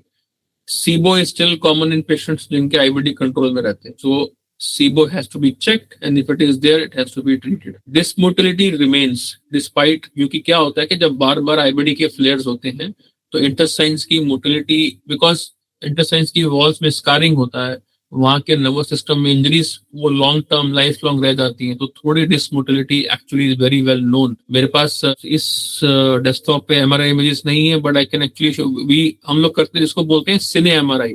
सिने एमआरआई इसका मतलब क्या होता है, we actually record the movements of the intestines होती हुई। सो उसके अंदर हमें आईबीडी पेशेंट्स में देखा है कि डिसमोटिलिटी रहती है। एंड सेकेंड हमारे देखते हैं कि आईबीडी पेशेंट्स में भी होता है, सो वो ओवरलैप होता है। सो आईबीएस भी, अगर आप इस प्रकार का डीजीबीआई या आईबीएस है, bloating can still persist despite जब आपका आईबीडी ट्रीट हो चुका हो। तो with this thing I think एक आइडिया आता है कि आईबीडी कभी कभी सिर्फ आईबीडी नहीं है, उसके साथ ओवरलैपिंग चीजें भी हैं। हाँ, आईबीडी ने उसको मास्क कर रखा है। अब आपने जब अपना ट्रीटमेंट स्टार्ट किया है तो आईबीडी कंट्रोल्ड है, लेकिन अब दूसरी चीजें इमर्जिंग आ रही है, जैसे आपने मेंशन किया सीबो हो गया, है ना। बट अभी यहाँ पे प्रीवियस डिस्कशन जैसा आपने बताया, स्ट्रिंक्चर लेकिन अगर अभी भी डेवलप्ड है या फिर स्ट्रिंक्चर ऑप्टिमली ओपन नहीं हुआ है तो भी तो सर ब्लॉटिंग हो सकती है। बिल्कुल, अगर स्ट्रक्चर अभी कई बार क्या होता है कि ट्रीटमेंट करने के बाद इन्फ्लेमेशन कम हो जाता है, खत्म हो जाता है, लेकिन वो जब हीलिंग होता है तो हीलिंग स्कार मतलब वो एक तरह का टाइट नैरोइंग फाइब्रोसिस की तरह फिर भी रहेगा। जैसे मान लीजिए आपकी स्किन पे कोई चोट लगी है, कोई आपका निशान रह जाता है तो वैसा निशान अंदर भी रहेगा। उन पेशेंट्स में भी ब्लोटिंग रहेगी। इनफैक्ट उसी के पीछे स्टूल इकट्ठा होना शुरू होगा, सीबो बनेगा, बैक्टीरिया ओवरग्रो होंगे ही होंगे। तो मैं इसलिए बताया कि आईबीडी के ट्रीटमेंट के बाद भी सीबो की पॉसिबिलिटी होती है। उन अगर बहुत टाइट हो और वो फाइब्रोटिक हो, अगर स्ट्रक्चर कि टाइट है और दवाई से नहीं जा रहा, उन पेशेंट्स में तो फिर you have to actually surgically remove that area and create a new anastomosis, नया एक जोड़ बनाना पड़ता है इन बिटवीन द इंटरसाइड्स। अल्लाह, अभी आपने मुझे एक और क्वेश्चन दे दिया। तो सर्जिकल इंडिकेशन क्या होगा सर आईबीडी का? Very good question. Surgical indications हैं अगर आपका एक्यूट सीवियर अल्सरेटिव कोलाइटिस है, जो दवाइयों से कंट्रोल नहीं आ रहा, that is number 1 indication. Number 2 indication होता है क्रोन्स के अंदर के, जहां पे स्ट्रक्चर्स बहुत टाइट है, फाइब्रोसिस है, स्कारिंग है, जो दवाई से नहीं जाएगी। फिस्टुलास बन चुके हैं। फिस्टुला का मतलब क्या हुआ कि 2 या 3 आंतों के बीच में रास्ते खुल चुके हैं नए, जो कि नॉर्मल रास्ते नहीं है। तो खाना जजनम से सीधा कोलन, स्टमक से सीधा कोलन बाईपास कर रहा है, उसको बोलते हैं फिस्टुलास। फिस्टुलास बन चुके हैं। ये सारे सर्जिकल इंडिकेशंस हैं in patients of IBD. No boss, मैं कितने क्वेश्चन फ्रेम करता रहूंगा, लेकिन अगेन ये फिस्टुला अगर किसी के अंदर थोड़ा सा भी डेवलप हुआ है तो सीबो के भी तो चांसेस बढ़ जाएंगे, बिकॉज वो फिस्टुला की वजह से बैक्टीरिया भी ट्रांसलोकेट हो सकता है। एब्सोल्युटली सब कुछ बढ़ेगा। दीज आर द वंस जो कि अग्रेसिव आईबीडी बोलते हैं, जिनको हम के इन पेशेंट्स के अंदर हमें मेडिसिन को भी अग्रेसिवली अपस्किल करना पड़ता है, सर्जरी भी करनी पड़ती है, सीबो भी ज्यादा होगा, एंडोटॉक्सिमिया भी ज्यादा होगा। इन पेशेंट्स को एक्स्ट्रा इंटेस्टिनल मैनिफेस्टेशंस मतलब जॉइंट पेन्स, आई, स्किन, ये सब चीजें। सो वी हैड 4 और 5 पब्लिकेशन जहाँ पे हमने स्किन मैनिफेस्टेशन से पिकअप किया है। मतलब कई बार पेशेंट्स को पेट की सिम्टम थे ही नहीं, सिम्टम आए स्किन में, वहां पे इसको बोलते हैं स्वीट सिंड्रोम, नाम ही इसका है स्वीट सिंड्रोम। तो वो स्किन में रैश आता है सबसे पहले, उससे आप पिकअप होता है कि पेशेंट को एक्चुअली आईबीडी था। So all this things will increase अगर फिस्टुलास बन जाते हैं। सर नाउ अगेन यहाँ पे ना फिर अगेन वो जो हम एक टर्म यूज करते हैं root cause analysis, and I highly believe, मतलब अभी तक जितने भी पेशेंट हमने म्यूचुअल जहाँ पे लोगों को देखा है वहां पे हर पेशेंट ने आके आपके बारे में मुझे यही बताया है कि बहुत टाइम दिया मुझे। आज तक किसी पेशेंट ने मुझे, and that is one of the reason कि मैं आपके साथ इतना जुड़ा हुआ रहना चाहता हूँ, because you know like minded people जो let's say on the other hand एक और भी डॉक्टर्स हैं जहाँ पे वो लोग एक तरफ पेशेंट बोल रहा है, दूसरी तरफ दवा ऑलरेडी लिख रहे हैं। I am not gonna name anyone here, मैं किसी को यहाँ डिफेम नहीं कर रहा, बट देन अगेन मैंने जो अच्छाइयां देखी हैं आपके अंदर वो जरूर मैं हाईलाइट करना चाहूंगा कि each and every patient has come back to me with a feedback कि doctor Zubin Dev Sharma is wonderful in terms of taking history, in terms of analysis, in terms of his diagnosis. अभी रिसेंटली एक patient, कितनी rare disease होती है sir, let's say इयोसिनोफिलिक gastritis, कितनी rare होती है, आपने डायग्नोस किया उसे, है ना। And she is super thankful to me कि अभी at least I know the root cause now कि हाँ मुझे हुआ क्या है। आज तक तो मैं बैंगलोर हो गया, साउथ हो गया, तो हैदराबाद हो गया, कहाँ के चक्कर ही काटते रह रही। So she has, मतलब उनका तो it's very interesting. I think जिसने बताया कि हिस्ट्री में क्लू मिलते हैं, उनके हिस्ट्री का एक ही क्लू था कि स्किन में भी प्रॉब्लम आ रही है, स्किन से शुरू हुई इनफैक्ट प्रॉब्लम उनकी, एंड इवेंचुअली जाके उनके पेट के और पेट में सिम्टम वही थे, पेन एंड ब्लोटिंग, जो कि दुनिया में सारे पेट की प्रॉब्लम्स में आएंगी। सो लिंक निकालना पड़ता है। इट्स लाइक शर्लॉक होम्स वाली बात है, आपको ढूंढना पड़ता है कि कहाँ पे क्या निकलने वाला है। सो मतलब मुझे थोड़ा सा उनके केस में ये था कि उनकी ऑलरेडी एंडोस्कोपीज हो चुकी थी। आई हैड टू कन्विंस के, और आपने भी बात की, आपने भी कन्विंस किया उनको, तो आई थिंक हमें वो सब करना जरूरी था, otherwise we would not have reached. Boss let me tell you, मैंने कन्विंस नहीं किया at all, I just explained him Yes. the science, That's it. No convincing, because I think you gave an option to her to visit one of your colleague in Mumbai itself, right? Yes. आपने वो option दिया था. But then again, my question comes. मतलब मेरे को था कि अगर my question comes. तो we will not be able to diagnose. So biopsy होना बहुत जरूरी था उनके केस में. तो उसके बाद आपने उनको वापस मेरे पास क्यों बोला कि डॉक्टर आर्यन की डाइट फॉलो करना? बिकॉज वो डाइट जरूरी है. वो डाइट नहीं होगी तो दिक्कत आएगी. बिकॉज इसने बताया ना कि मैं मेडिसिन तक तो मैंने अच्छे से कर सकता हूँ, लेकिन हाँ, जहाँ पे लाइफस्टाइल की जब बात आती है, जो टाइम और जो अंडरस्टैंडिंग जो आपका है, वो आई थिंक एक स्पेशलाइज ब्रांच है अपने आप में आज की डेट में बात करें तो. So that has to be done to her also and to everybody who comes to me. I think आज भी एक पेशेंट आपके who had come to me from Rajasthan से आए थे वो शायद, and he also said the same thing कि सर मैं डाइट का मैंने कहा सर जो डॉक्टर में डाइट आपको दे रखी है उसके ज्यादा मेरे को बताने की आपको जरूरत नहीं है इस thing. I think that's all that you need to do. So I think what you do explain to your patients when they come to me, it is I understand that also कि भाई how do you manage all those things, and that's very very important. With that thing only, let me tell you very upfront here in front of everyone, बहुत ज्यादा time मैं spend करता हूँ in terms of counseling, and that is one of the reason अब मेरे लिए ना एक वो बॉटल नेक बन गया है कि मैं टाइम को एक्सपेंड नहीं कर सकता. That is one of the reasons. Soon I'm gonna discuss you also course का आउटलाइन जो हमने लास्ट टाइम डिस्कस किया था कि we are gonna launch a course जहाँ पे ये सारी चीजें step by step, let's say I'm not gonna claim any disease की डिजीज से क्योर हो जाएगी, but then again एक इंसान को अगर रीबिल्ड करना है अपना फाइबर स्ट्रेटेजी, फाइबर टॉलरेंस के ऊपर काम करना है, जहाँ पे सीबो हो गया, आईबीएस हो गया, डिसबायोसिस हो गया, जहाँ पे फाइबर ट्रेनिंग बहुत इंपॉर्टेंट होती है, उस पूरी स्ट्रैटेजी के ऊपर probably I am gonna discuss very soon आपके साथ कि क्या मैंने आउटलाइन बनाया है. I will highly require your input and I will also request in the same discussion कि आप भी अपना इनपुट दें कि ये चीज किसके लिए अप्रोप्रिएट नहीं हो. I don't want to sell anything to the people. I really wanted to be very clear from the first day itself कि किसके लिए नहीं है. बिल्कुल, I think ये बहुत जरूरी है. I think coming, मतलब I should appreciate, I think problem क्या है कि इंस्टाग्राम पे, ऑनलाइन, फेसबुक पे, एवरीवेयर, यूट्यूब पे अब बहुत सारी इंफॉर्मेशन अवेलेबल है, बहुत सारे इन्फ्लुएंसर्स अवेलेबल है. Obviously not take any names, but I think it's very important कि आप किससे गाइडेंस ले रहे हो. एक स्ट्रक्चर्ड कोर्स है, एक स्ट्रक्चर्ड उसके सॉल्यूशंस है. It's coming from a medical background के जो कम से कम समझ रहा है या समझ रहे हैं कि हम क्या बता रहे हैं, वो कोई हवा में तीर नहीं हो रहा है. सो आई थिंक जो आप डाइट की बात करेंगे, माइक्रोबायोम की बात करेंगे, जो आपकी कोर्स में बात होगी, at least it will come as a very rational things, जहां पर कम से कम पेशेंट को एक मेंटोर मिलेगा कि जो उसका हाथ पकड़ के एक लाइफस्टाइल मॉडिफिकेशन को पूरा का पूरा उसको गाइड करेगा. आई थिंक दैट्स वेरी इंपॉर्टेंट. आज की डेट में सिर्फ दवाइयां लिखना हमारा बहुत जरूरी नहीं है. हमें पेशेंट को एवरी स्टेप पे उनका हाथ पकड़ के उनको हमें आगे लेके, तभी हम ये जो क्रॉनिक लाइफस्टाइल प्रॉब्लम्स से निकलने के लिए यही रास्ता है. I think that's very very important for you. Okay, thank you so much, sir. हम soon फिर से कनेक्ट करेंगे. By the way, I think we'll end this session and then now the forum is open for everyone. एक एक करके अपने questions पूछिएगा sir से, so that just make it very quick. Question बहुत शॉर्ट रखिएगा, एक बार में एक ही क्वेश्चन पूछ के खत्म करिएगा.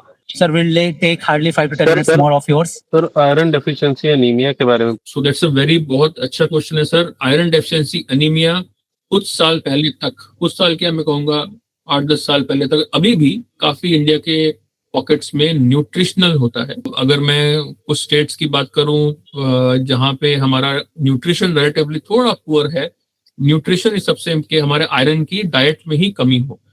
प्रिडोमिनेंट वेजिटेरियन डाइट है, प्रिडोमिनेंट आप कई तरह के जो मिक्स है फूड वैसे ले रहे हैं, तो आयरन की कंटेंट भी कम होता है. सेकेंड, फीमेल्स के अंदर because of menstrual loss iron एक नेचुरली कम होना शुरू होता है. हैविंग सेड दैट, अब हम एटलीस्ट जिस प्रकार के पेशेंट्स मैं देखता हूँ या जो एटलीस्ट मेरे तक आते हैं, उनमें न्यूट्रिशनल कारण नहीं रह जाता.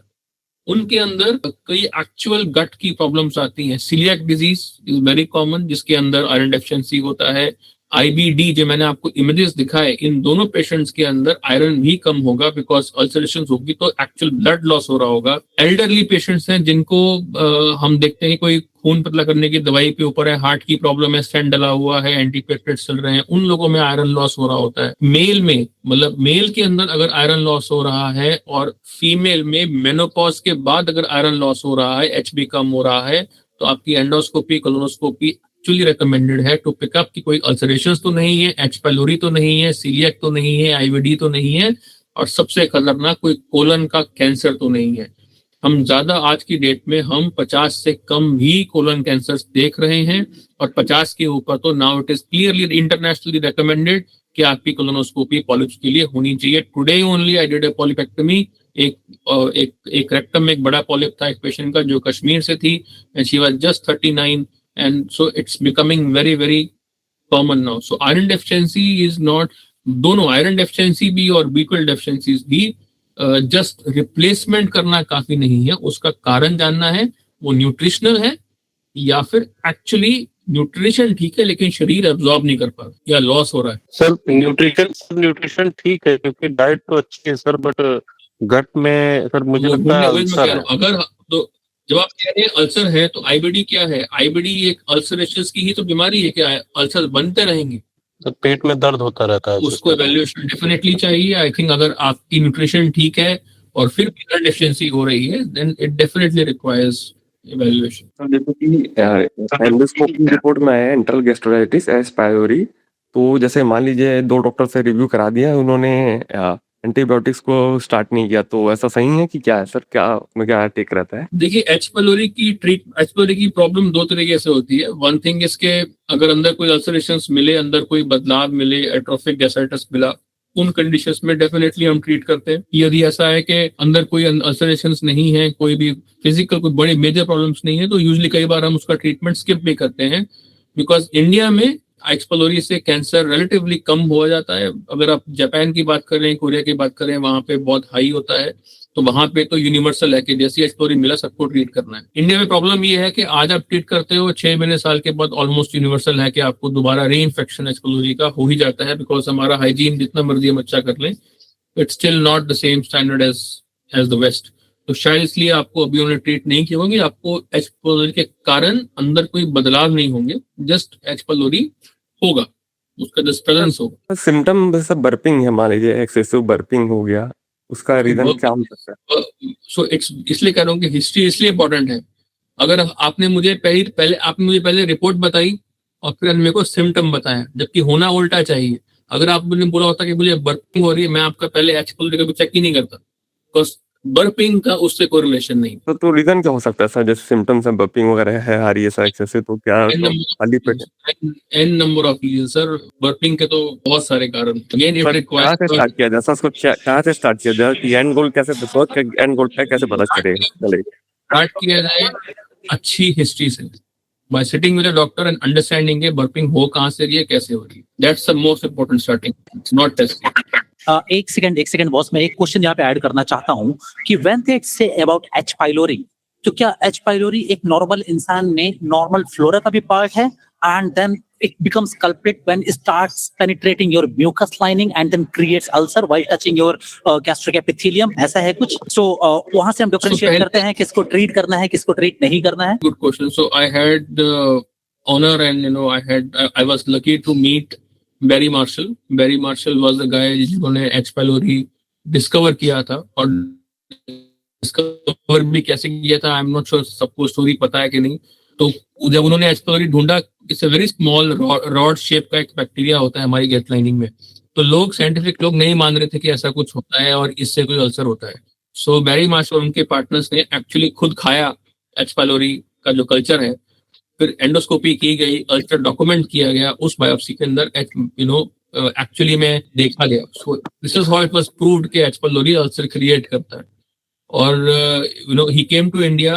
I was with him in Hyderabad and AIG, Asian Institute of Gastroenterology. वहाँ पे Barry Marshall Center for H pylori Research अभी है, and so they are doing a lot of activity on that. So coming to your question, अरिंद, तो H pylori लोग पहले मानते थे कि ऑलमोस्ट एक यूनिवर्सल कॉमनसल है, कि ऑलमोस्ट जितने भी डेवलपिंग कंट्री सब में होता है। धीरे धीरे ये देखा गया कि वो एक चेंजेस क्रिएट करता है अंदर स्टमक के अंदर, वो अपने आसपास यूरियस का एक पूरा एक लेयर बनाता है, जिससे वो एक्चुअली आपकी एसिडिटी एच पाइलोरी के साथ में कम होती है, बढ़ती नहीं है। उसके बाद क्या होता है कि वो एट्रोफी करता है, मतलब म्यूकोजा की लेयरिंग को कम कर देता है, और जब ये क्रॉनिक बदलाव हो जाते हैं तब वो प्री कैंसरस होता है। और सारे एच पाइलोरी नहीं करते, इसमें एक वेरिएशन है। जो वेस्टर्न वर्ल्ड मतलब यूरोप और अमेरिका वाला एच पाइलोरी है, उसके जो जेनेटिक पोटेंशियल है वो डिफरेंट है, जापान वाला डिफरेंट है। जापान में, कोरिया में तो जितने भी गैस्ट्रिक कैंसर हैं 95% एच पाइलोरी के कारण हो रहे हैं, वेरस जो वेस्ट वाले हैं वो 90% एच पाइलोरी से इंडिपेंडेंट हो रहे हैं।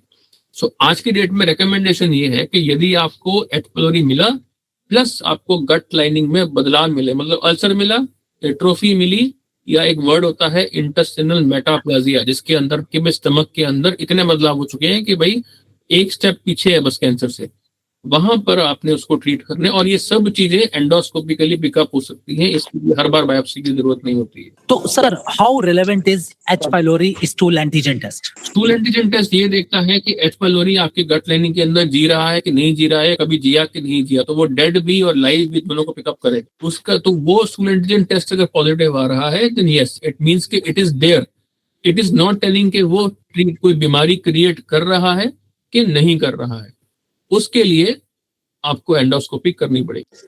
कैन वी से कि सारे एच पाइलोरी को अगर स्टूल एंटीजन टेस्ट पॉजिटिव आया है तो ट्रीट नहीं करना है, एंटीबायोटिक नहीं देनी है? बिकॉज एंटीबायोटिक इसका जो ट्रीटमेंट है थोड़ा सा एग्रेसिव है, double antibiotic with 1 PPI, triple therapy.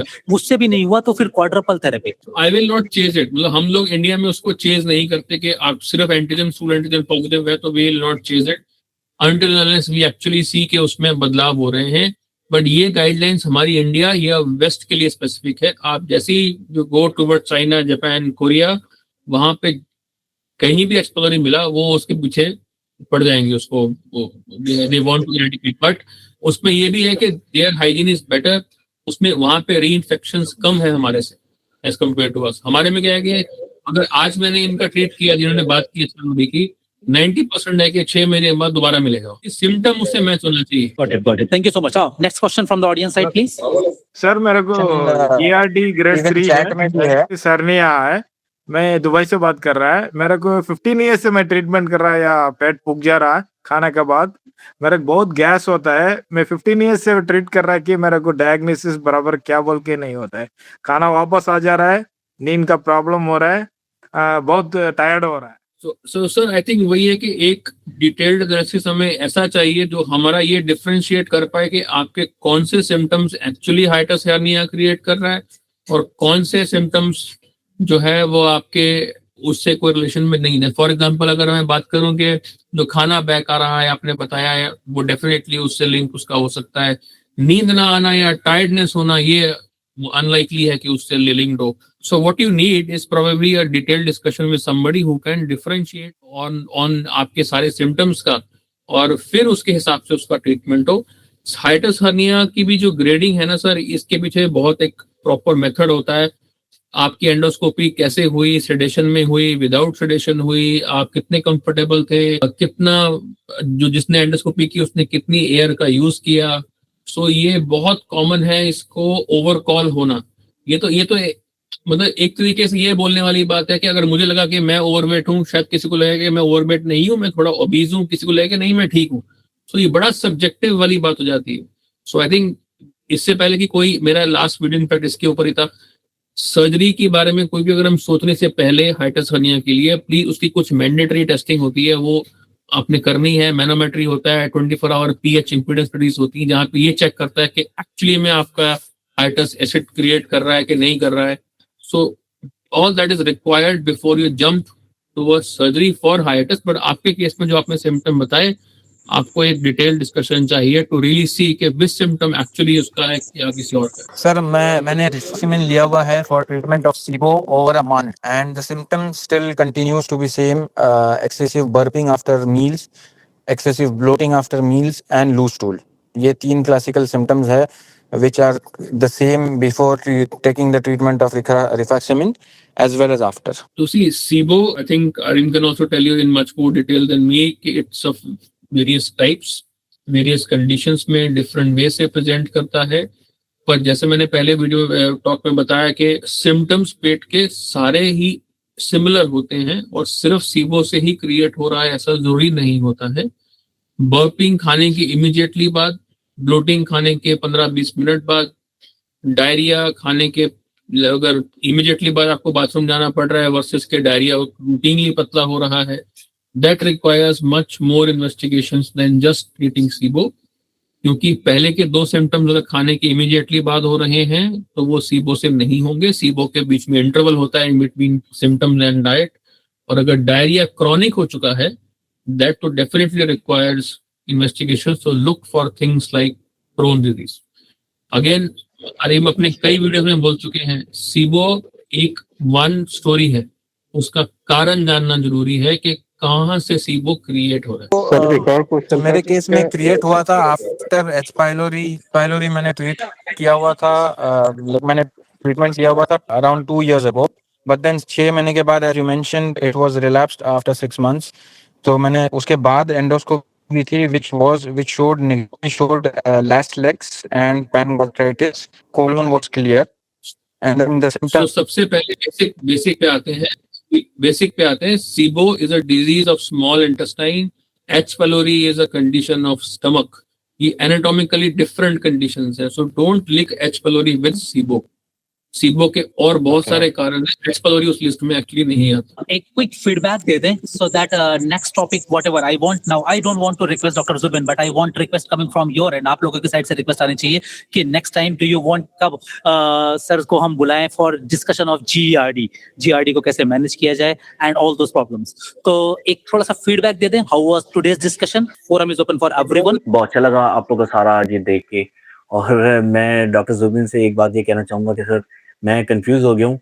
आपने जब ये बताया है कि सिम्टम्स सारे ही तकरीबन सेम होते हैं, कोई ज़्यादा जो है ना डिफरेंस इतना नहीं आता। तो एच पाइलोरी पॉजिटिव आया था मुझे साल पहले। अभी जब मेरी तबीयत थोड़ी अपसेट हुई तो मैं डॉक्टर के पास गया, उन्होंने IBS जो है इस दफ़ा बताया कि आपको IBS का इश्यू, IBS-D, तो डायरिया के साथ। तो अब मैं कंफ्यूज हूँ आज का सेशन के बाद कि वो मुझे समझ नहीं आ रही कि ये IBS है, सीबो है या ये आज का हमारा IBD। हम किसकी तरफ जा रहा हूँ? मेरे कुछ कहाँ से बोल रहे हैं? सिटी कहाँ से बोल रहे हैं? पाकिस्तान लाहौर से बात कर रहा हूँ। लाहौर। सो देखिए, मैं आपसे पंजाबी में बात कर सकता हूँ, अगर पंजाबी आती है तो। श्योर व्हाई नॉट, क्यों नहीं। तो देखो, हुंदा ये है कि जरा डायरिया है ना, डायरिया ये पेट दी IBD च भी होएगा, IBS च भी होएगा, सीबो च भी होएगा। ਇਹਦੇ ਅੰਦਰ ਡਾਕਟਰ ਨਾਲ ਬਹਿ ਕੇ ਗੱਲ ਇਹ ਕਰਨੀ ਹੁੰਦੀ ਹੈ ਕਿ ਭਾਈ ਡਾਇਰੀਆ ਕਿੰਨੇ ਟਾਈਪ ਦਾ ਹੋ ਰਿਹਾ, ਉਹ ਚ ਕਿੰਨਾ ਕੁ ਲਾਸ ਹੋ ਰਿਹਾ ਹੈ, ਕਿੰਨੇ ਤਰ੍ਹਾਂ ਦਾ ਕੋਈ ਬਲੱਡ ਹੈ ਕਿ ਨਹੀਂ ਹੈ, ਕਿੰਨੇ ਵੋਲਿਊਮ ਦਾ ਹੋ ਰਿਹਾ ਹੈ। ਤੁਸੀਂ ਬਲੱਡ ਟੈਸਟ ਕਰਾਓਗੇ, ਉਹਦੇ ਅੰਦਰ ਕੋਈ ਡੈਫੀਸ਼ੀਐਂਸੀਜ਼ ਆ ਰਹੀਆਂ, ਮਤਲਬ ਕੋਈ ਤੁਹਾਡਾ ਹੀਮੋਗਲੋबिन ਘੱਟ ਆ ਰਿਹਾ, ਮਤਲਬ ਕੋਈ B12 ਘੱਟ ਹੈ, ਕੋਈ ਆਇਰਨ ਦਾ ਕੋਈ ਕਮੀ ਆ ਰਹੀ ਹੈ, ਫਿਰ ਉਹ ਐਂਡੋਸਕੋਪੀ ਕੋਲੋਨੋਸਕੋਪੀ ਕਰੇਗਾ ਜਾਂ ਸਿਟੀ ਸਕੈਨ ਕਰੇਗਾ, ਜਾਂ ਫਿਰ ਇੱਕ ਟੈਸਟ ਹੁੰਦਾ ਹੈ ਜਿਹਨੂੰ ਕਹਿੰਦੇ ਆ ਫੀਕਲ ਕੈਲ ਪ੍ਰੋਟੈਕਟਿਵ। ਫੀਕਲ ਕੈਲ ਪ੍ਰੋਟੈਕਟਿਵ ਦੱਸਦਾ ਹੈ ਕਿ ਭਾਈ ਅੰਦਰ ਕੋਈ IBD ਹੋਣ ਦੀ ਪੋਸਿਬਿਲਿਟੀ ਹੈ ਕਿ ਨਹੀਂ। ਫਿਰ ਉਹਦੇ ਨਾਲ ਉਹ ਚੈੱਕ ਕਰੇਗਾ। ਸੋ ਫਿਰ ਜਾ ਕੇ ਆਪਾਂ ਕਿਤੇ ਬੋਲਾਂਗੇ ਵੀ ਹਾਂ ਭਾਈ IBS ਹੈ। ਫਿਰ ਦੈਨ ਯੂ ਵਿਲ ਅੰਡਰਸਟੈਂਡ ਕਿ weather you are dealing. So basically ਤੁਸੀਂ systematically one by one you have to rule out things and then you reach to a diagnosis. It has to be a systematic approach। Her patient ਨੂੰ ਮੈਂ ਇਹੀ ਕਹਿੰਦਾ ਕਿ आप पेट ਦੀਆਂ ਬਿਮਾਰੀਆਂ symptom चाहे सेम हो लेकिन मोटी मोटी 3 कैटेगरी चलनी है। पहला कैटेगरी स्ट्रक्चर, मतलब IBD हो सकता है या फिर अंदर कोई TB हो सकता है। ये सब चीजें होंगी अंदर कोई ਤੁਹਾਨੂੰ CT स्कैन ਚ ਜਾਂ अल्ट्रासाउंड ਚ ਜਾਂ एंडोस्कोपी ਜਾਂ कोलोनोस्कोपी ਚ एक्चुअल बदलाव दिखेगा, ਜ਼ਖਮ ਮਿਲੂਗੇ, ਅਲਸਰੇਸ਼ਨ ਮਿਲੂਗੀ। ਦੂਜਾ ਕੈਟੇਗਰੀ ਹੁੰਦੀ ਹੈ ਮੋਟਿਲਿਟੀ, ਜਿਹਦੇ ਅੰਦਰ ਆਪਾਂ ਕਹਿੰਦੇ ਸੀਬੋ ਹੋ ਗਿਆ, ਗੈਸਟ੍ਰੋਪੈਰੇਸਿਸ ਹੋ ਗਿਆ ਜਾਂ ਫਿਰ ਸਲੋ ਟ੍ਰਾਂਜ਼ਿਟ ਕਨਸਟੀਪੇਸ਼ਨ ਹੋ ਗਿਆ, ਇਹ ਸਭ ਚੀਜ਼ਾਂ ਆ ਜਾਂਦੀ। ਤੀਜੀ ਕੈਟੇਗਰੀ ਆਂਦੀ ਹੈ ਗਟ ਬ੍ਰੇਨ ਇੰਟਰੈਕਸ਼ਨ, ਕਿ ਬਈ ਸਟਰਕਚਰ ਠੀਕ ਹੈ, मोटिलिटी ठीक है, लेकिन साडियां नर्व दी प्रॉब्लम्स आ रही है, इंटरेक्शन दी, वो ਤੁਹਾਡਾ IBS ਦੇ ਅੰਦਰ ਆ ਜਾਂਦਾ। so that is how you differentiate, you know। so and sorry for other people why I talk to Punjabi, because Lahore साडा लेना पंजाब है तो ਉਹਨਾਂ ਦਾ ਪੰਜਾਬੀ ਦੀ ਗੱਲ ਕਰਨੀ है। सर IBS में विसरल हाइपर सेंसिटिविटी को कैसे मैनेज और रिकवर कर सकते हैं? Very good question। So 3 ways: stress management, exercise, sleep well. If that's not working, then there are drugs. Drugs are 2 types: gut neuromodulators and central neuromodulators. I can't tell you the name of the drugs, but there are drugs which can help you to manage the sensitivity. Sir iron deficiency anaemia में मैंने notice किया है, या जब भी मतलब ऐसा कुछ होता है सर, कॉग्निटिव डिक्लाइन भी होता है। So दोनों में होता है, B12 में भी होता है, आयरन में भी होता है। Any anemia for that matter can actually cause cognitive decline। Iron में भी होता है, B12 में ज्यादा ऑब्वियस हो जाता है। B12 में तो you will have something called as a, in fact neuropathies हो जाती है, स्पाइनल कॉर्ड की डीजनरेशन हो जाती है। I have seen those sir patients. बिल्कुल न्यूरोपैथी हो रही है सर। सर काला दाग पैर पे, सिस्टर के पैर पे हल्का काला दाग, जैसे लगता नहीं कि कोई चोट लगती है तो काला हो जाता है, उस तरह से पहले होता था, अभी तो इधर कुछ दिन से नहीं हो रहा है सर के ट्रीटमेंट से। एक बार कोएगुलोपैथी भी चेक कर ली। जब हम बात कर रहे हैं iron deficiency anaemia versus B12, अगर हम थोड़ा सा लाइट थ्रो कर दें कि एक नॉर्मल CBC टेस्ट है जहां पे हमें macrocytic versus hypochromic microcytic anaemia, है ना, वो RBC के साइज से डिफरेंशिएट कर सकते हैं सो दैट इंसान अंधेरे में तीर ना चलाए। तो थोड़ा सा उस पर अगर आप लाइट थ्रो कर दें तो एक सिंपल CBC जो रूटीनली हर लैब में अवेलेबल है उससे पता लग सकता है। सबसे पहले जो मैं भी ये देखता हूँ, मैं देखता हूँ कि HB कितना है। HB हमारा नॉर्मल है कि HB हमारा कम है। अगर HB हमारा कम है, नेक्स्ट स्टेप आता है कि पेशेंट का MCV लिखा आता है रिपोर्ट में कि MCV कैसा है। अगर MCV 70 लेट से 75 70 से कम आ रहा है वर्सेस 100 के ऊपर जा रहा है, अगर 100 के ऊपर है 105 110 120, वो यूजुअली मैक्रोसाइटिक हुआ। मतलब क्या हुआ कि B12 डेफिशिएंसी, फोलेट डेफिशिएंसी इसको चला जाता है। 70 से कम हो रहा है उसको बोलते हैं माइक्रोसाइटिक, तो वो आयरन डेफिशिएंसी की तरफ चला जाता है। थैलेसीमिया में भी कुछ होता है लेकिन यूजुअली आयरन डेफिशिएंसी होता है। फिर हाउ डू भी उस रेड सेल डिस्ट्रीब्यूशन विड्थ, वो भी उसमें CBC के अंदर ही आती है। अगर वो मोर देन 20 जा रही है तो, और MCV लेस देन 70 है तो it's almost 100% because of iron deficiency. So एक सिंपल CBC आपको बता सकता है कि आप किस तरफ जा रहे हो। ऑफ कोर्स उसके बाद आप आयरन स्टडीज करोगे, B12 स्टडीज करोगे to confirm them. But dimorphic भी होता है, you can have both things happening together. अगर क्रोन्स है, सीवियर क्रोन्स है, आयरन भी जाएगा और B12 भी जाएगा। सर आयरन डेफिशिएंसी एनीमिया और इसको B12 डेफिशिएंसी एनीमिया को रिवर्स किया जा सकता है और कॉग्निटिव अपलिफ्टमेंट किया जा सकता है क्या? Absolutely, आपको उसका कारण जानना है। These are very very treatable conditions. In fact, these are the treatable conditions of gut. So just to summarize today's whole talk and just one line just to add here कि अगर आप देख रहे हो और आपको IBD ऑलरेडी, लेट्स से अगर आपका IBD ऑलरेडी डायग्नोज्ड है तो सिम्टम्स को लेकर कंफ्यूजन है तो सिर्फ इंटरनेट पे देख के अपने आप को और ज्यादा कंफ्यूज मत करो, बिकॉज इंटरनेट और AI का जमाना। सर आजकल मैं AI पे देख रहा हूँ कि एक इंसान सिर्फ ये डाल दे कि I had seen blood in my stool, वो उसको फौरन कैंसर तक बता देता है and that contributes in DGBI, gut brain axis पूरा डिस्टर्ब कर देता है इंसान का। तो with that thing now I really want to all the reviewers जो यहाँ पे हैं एंड जो कल को यूट्यूब पे देखेंगे, just to want to request you कि next topic which one do you want me to discuss with doctor Zubin, knowing his speciality, because I think he is one of the person जो motility expert जिनको कहा जा सकता है, gut motility के expert है। And आज जिनके क्वेश्चंस रह गए हैं जो हमने इंस्टाग्राम पे वीडियो डाली है वहां पे आप कमेंट करके पूछ सकते हैं। सर को जब भी टाइम होगा he will definitely reply. Anything that you wanted to add sir from your end before we end this session?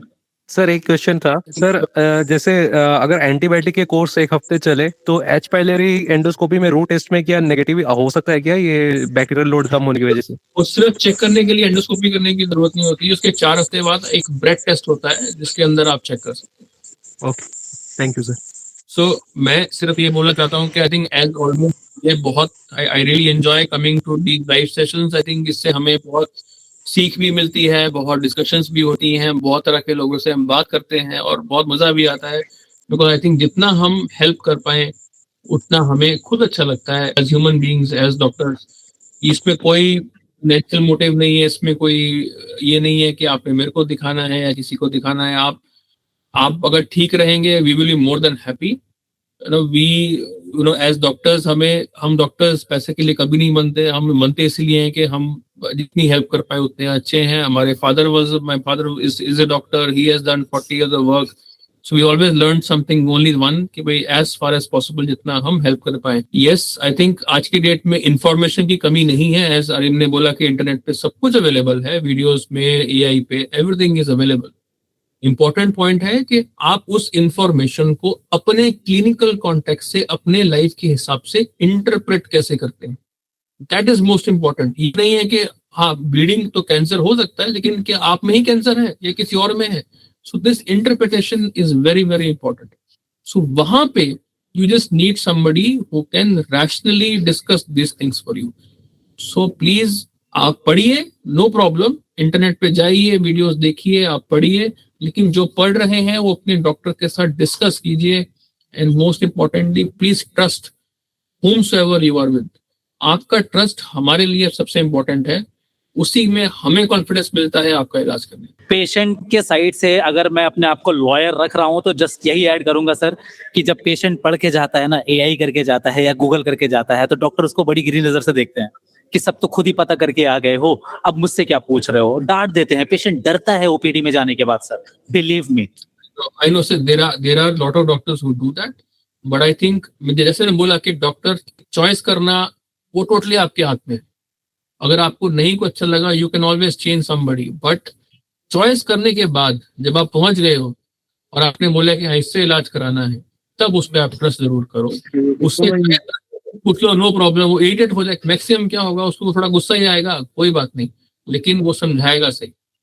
He will himself feel bad कि मुझे गुस्सा आएगा। मुझे भी कभी गुस्सा आता है, ऐसे नहीं कि मुझे गुस्सा नहीं आता है, आता है कई बार, बहुत बार आता है, लेकिन वो फिर बाद में मुझे लगता है कि यार मेरे शायद गुस्सा नहीं करना चाहिए, तो नेक्स्ट टाइम मैं उसको और एक्सप्लेन करता हूँ। So it's okay, we are also human, हमें गुस्सा भी, खुशी, सब कुछ हमें भी आता है, बट आई थिंक ट्रस्ट जब तक मेंटेन्ड है ना, तो गुस्सा भी जायज है और सब कुछ ठीक है। All right, thank you so much, sir. Thank you so much for joining us. And next, आपके पास जब भी टाइम हो, please do let us know, and we are gonna discuss more on, let's say, hiatus hernia हो गया, GRD हो गया, थोड़े बहुत हम अब लीवर के साइड भी बात करेंगे। let's say फैटी लीवर हो गया, grade 1, grade 2, grade 3, grade 4, कहाँ तक वो रिवर्सिबल होता है, all those things. I think अभी हमने एक समुंदर के अंदर छलांग मार दी है सर, टॉपिक की कमी नहीं है बात करने के लिए, है ना। The only thing that is being challenging in today's era is a right set of information, right set of strategy, and right approach. तो उसके ऊपर मैं और आप मिलकर काम करना चाहते हैं।